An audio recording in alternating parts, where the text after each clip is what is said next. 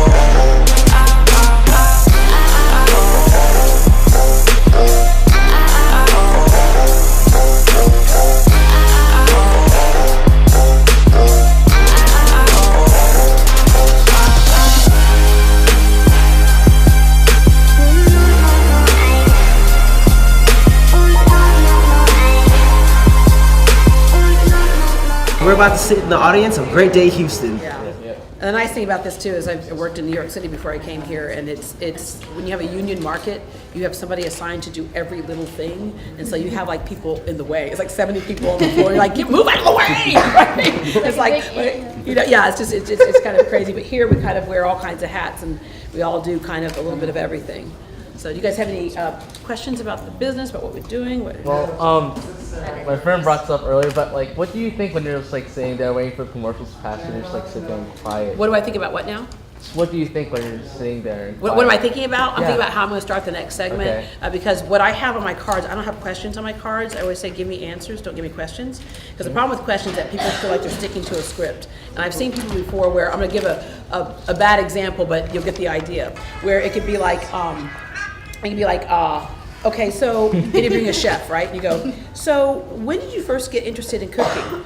Well, I murdered my entire family and I got hungry because there was no one left to cook for me, so I started cooking. Okay, what is the favorite thing that you like to cook? You're like, hey, he just said he murdered his family. Yeah. So you kind of skip over that. So instead you have a conversation, but you have leading points. You know what type of things to get into that you can lead people into or serve the ball so they can spike it. And so that's what I'm thinking about generally. And then, of course, maybe what's happening a little bit later on in the show. I'm also hearing from, like, Jen was the one that was in the booth today, and she's saying, okay, you got 2 minutes here, or, you know, things are kind of getting tight right now, or she'll just let me know where we are on time, or if there's something that's happening that I need to know about. Do y'all be having food breaks? Do we be having food breaks? You must be hungry right now. You left without breakfast. Oftentimes we have food actually on the show. But no, when you're in this business, you need to know that you're not allowed to eat and you're not allowed to go to the bathroom. So you just have to wait till the end of the day for all. Sometimes you feel that way, right? Pick up an IV. Yeah, an IV and have a toilet at your desk as your seat, so it can do double duty. But it's kind of like with you guys. I mean, if you come in the morning and have your breakfast or however you operate. I'm not a big breakfast person. I really can't eat until around noon. I don't know why, but it's like, okay, I had to get everything out of the way first, and then I can go, okay, now I'm going to do this. Yeah, you're young and growing, right? I've already grown enough. You wake me up. We were just talking about that on the bus this morning. You wake me up and put me straight to work and don't feed me. I'm the meanest person in the world. See, my son's 11 and he's like eating all day. It's like, you just had 3. We go to Fogo de Chao and they're like, when they see him coming, they're like, oh no, here comes that kid again, right? Just shut us down. But I'm just curious, our students obviously are growing up in a different time where you can be a broadcaster, have your own show with YouTube or Periscope or everything. How would your career be different if you were starting out now with the technology available? I don't know, to be honest with you, because I really wanted to be a pediatric neurosurgeon, so what does that tell you? Right? But I don't know that would be any different, because you're right, there are so many different options now for like talk show, but I started out in journalism. And in journalism, still what's king right now is going to be your television stations, your networks and your affiliates, right? So that's where you get your most mass broadcasting experience. So I don't know that I would have changed anything, because we still have people coming through television, radio, newspaper not as much, but newspaper is just kind of a different, it's like electronic newspaper now, right? So, but you are right about things like for entertainers. I think it's much more impactful in entertainment field, whether it's kind of talk show type stuff, but you still get most of your talk show hosts either come through a skilled set, like a Dr. Phil didn't come through because of his TV experience, or just a personality. He came through because at the core of that was that he was the therapist, right? And that's what you were really selling. So many other talk show hosts came from news.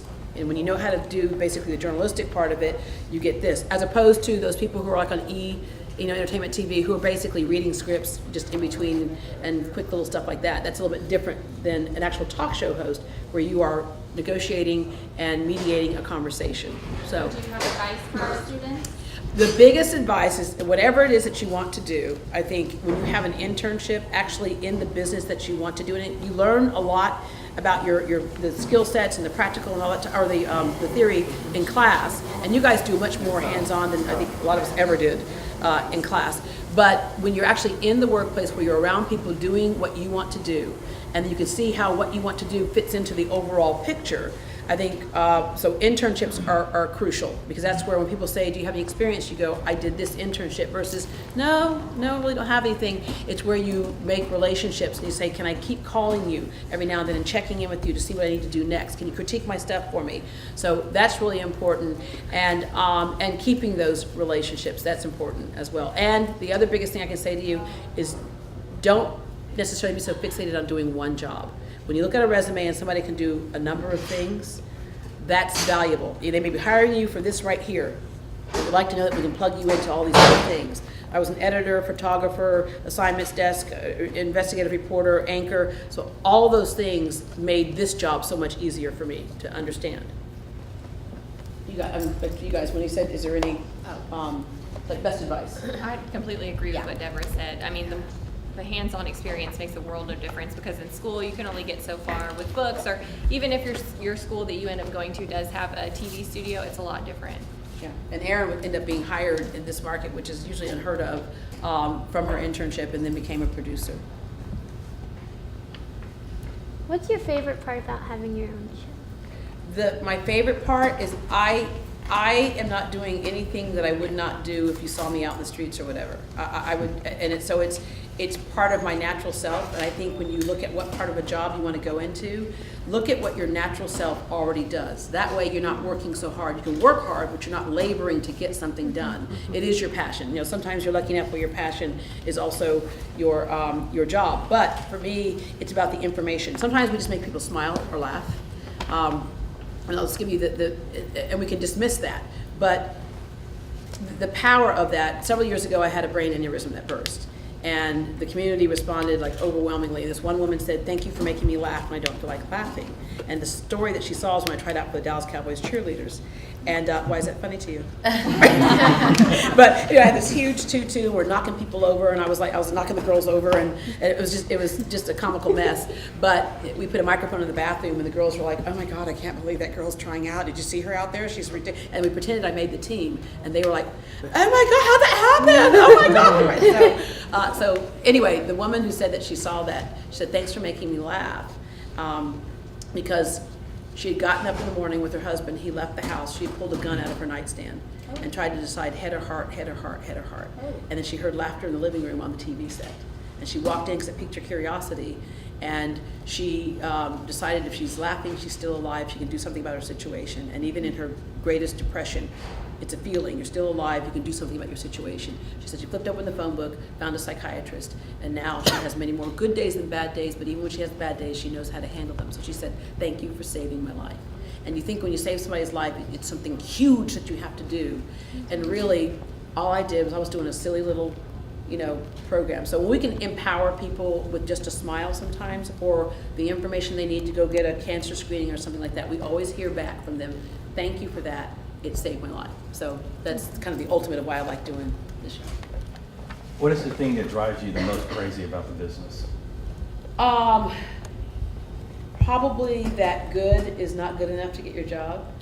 Sometimes, it's the politics, and that's with every job there is, or how people make things more difficult than it really needs to be. But this is in every job. It's that person who tries to be more. You're like, "We already have the answer." It's like, "No, I think that the cross section of the trabecular, of the transdecular, of the monocular is that." And you're like, "Well, what are you talking about?" Right? But it's sometimes when people get in the way of.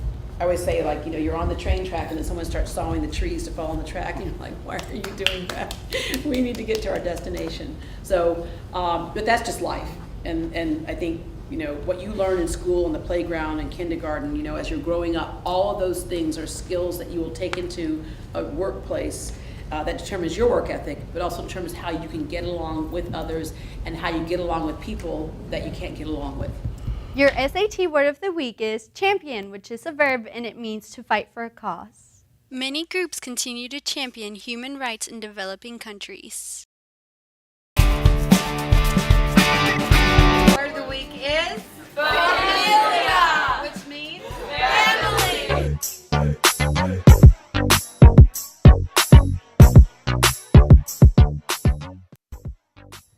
Hey Taurus, welcome to this week's episode of It's Random. Let's get to this week's question.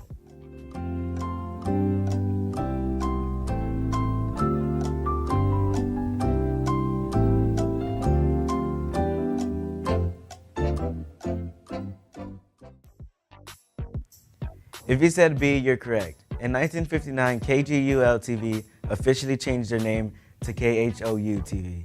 That's it for this week's It's Random. I'll see you next week.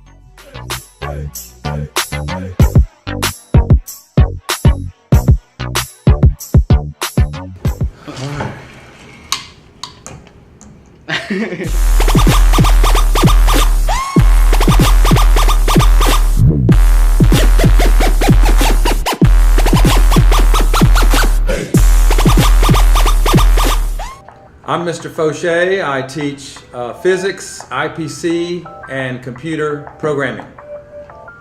I'm Chris, and I'm a 12th grader here at Ball High. And I'm your host, Roger. If you got the answer, just Okay. Okay. Which of the following cartoons has not been made into its own movie? Rugrats, SpongeBob, Teen Titans. Yes. Teen Titans. Correct. You're right. You can write it down. Who was famous for the phrase, "What's up, Doc"? Daffy. Bugs Bunny. Ooh, Chris, you're correct. I knew that. Which of the following is the longest running television show? Friends, The Simpsons, or Sesame Street? O'Shea. Sesame Street. Correct. Oh, I guessed. Sesame Street's been playing since I was a kid. So, there you go. I Love Lucy was the first U.S. sitcom to be exported to Britain. That's true. That is true. Nobody would know that. Who would know that? The tiebreaker. Tiebreaker. Good luck, partner. Eddie Murphy was originally supposed to be in The Fresh Prince of Bel-Air. That's false. That's true. That's false. Oh! Chris wins. Congratulations. Thanks for playing. He's smart. Okay. Because he's one of my students. Alright, Chris. We're at KHOU 11. Come out to celebrate the spirit of Texas on 11.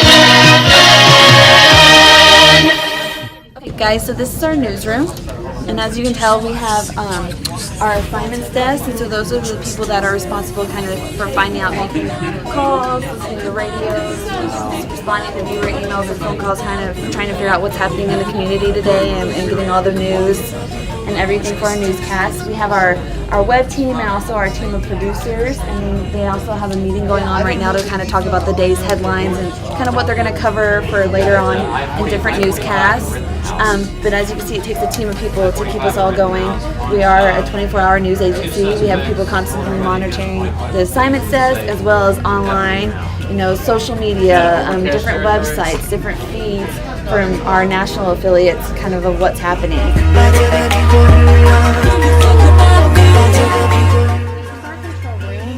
Y'all just want to file in, but just...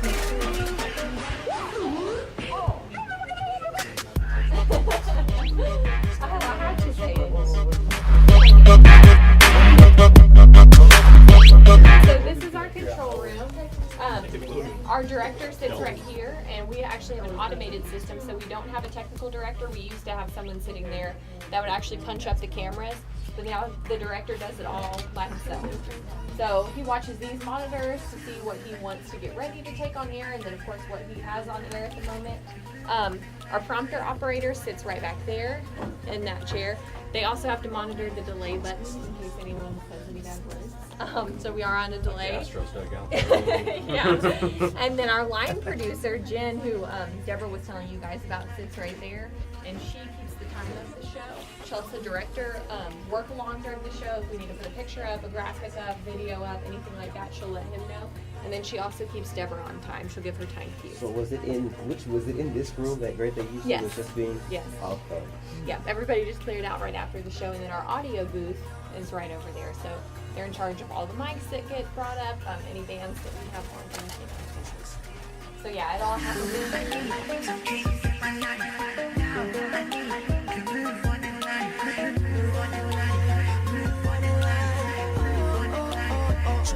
Our studio fee is agreement. Alright guys, so this studio, this is where all the news takes in the morning and in the afternoon.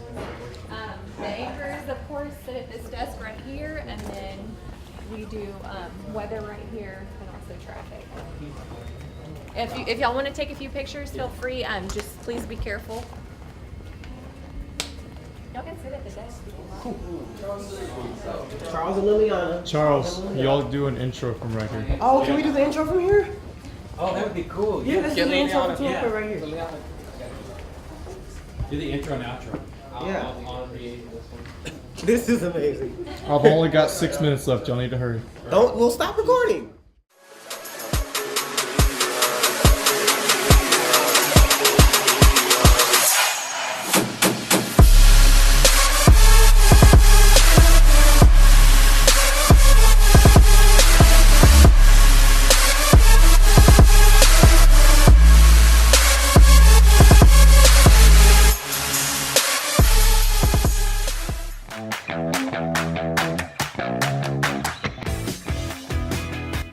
Hi, my good thing is yesterday was the Halsey concert. I got a whole 8 hours of sleep. My good thing is that I got good grades. My good thing is that my grandma's out of the hospital and she's doing well. My good thing is that we had SPED training this morning. Thank you guys so much for watching this episode of Tour Report. We hope you enjoyed it. See you next time.